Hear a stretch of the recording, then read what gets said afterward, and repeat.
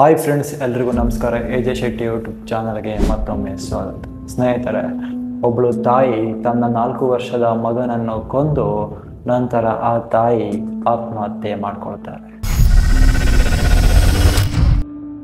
ಹೌದು, ಈ ಘಟನೆ ನಡೆದಿದ್ದು ಉತ್ತರ ಪ್ರದೇಶದ ಕನ್ನೌಜ್ ಜಿಲ್ಲೆಯ ಒಂದು ಚೌಕಾಟ್ ಎಂಬ ಪುಟ್ಟ ಗ್ರಾಮದಲ್ಲಿ. ಈ ಆತ್ಮಹತ್ಯೆ ಮಾಡಿಕೊಂಡ ತಾಯಿಯ ಹೆಸರು ಪಿಂಕಿ ಅಂತ, 26 ವರ್ಷ. ಇವರು ರಂಜಿತ್ ಕುಮಾರ್ ರಜಪೂತ್ ಎಂಬುವರನ್ನ ಮದುವೆಯಾಗಿರ್ತಾರೆ. ಸೊ ಇದರ ಬಗ್ಗೆ ಹೆಚ್ಚಿನ ಮಾಹಿತಿ ಇಲ್ಲ.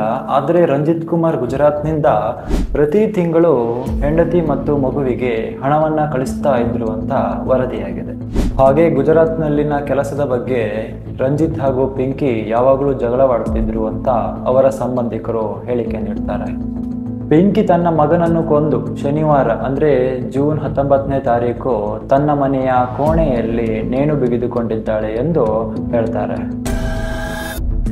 ನಂತರ ರಂಜಿತ್ ಕುಟುಂಬ ಸದಸ್ಯರು ಭಾನುವಾರ ಬೆಳಗ್ಗೆ ಕೊಠಡಿ ಒಡೆದು ನೋಡಿದಾಗ 4 ವರ್ಷದ ಮೋಹಿತ್ ಮೃತದೇಹ ನೆಲದ ಮೇಲೆ ಮತ್ತು ಪಿಂಕಿ ಸೀಲಿಂಗ್ಗೆ ನೇತಾಡುತ್ತಿರುವಂತಹ ಸ್ಥಿತಿಯಲ್ಲಿ ಪತ್ತೆಯಾಗಿದೆ.